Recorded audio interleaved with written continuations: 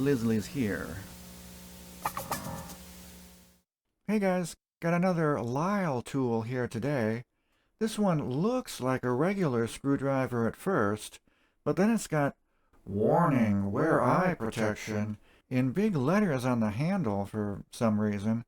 And when we take a look at just the tip, it's got a slot cut into it. This is for installing and removing springs. On a lot of brake drums, you have these super stiff springs that are a pain to get off. With this tool, you just hook it onto the spring, twist the handle to tighten it down, and now you can use the handle leverage to stretch out the spring and disconnect it. These are intended for drum brake springs, but they'll work on other types of springs too. You just need a spring that has a long lead-in area where you can grab onto it. It's great for both installing and removing springs, and you might find other uses for it too. I've used this to manipulate choke and throttle levers on small engines.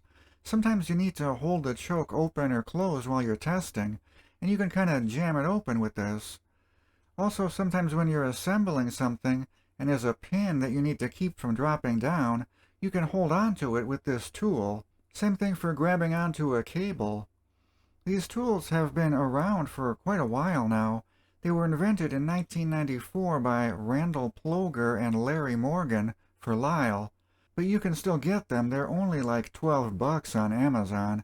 I will note that mine is the older style with the translucent acetate handle.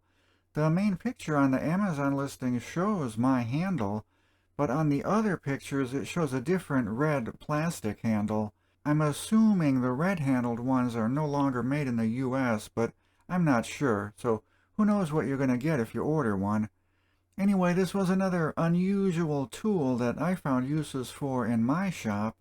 Make sure you're subscribed for more. Thanks everyone for watching. See you later. Bye.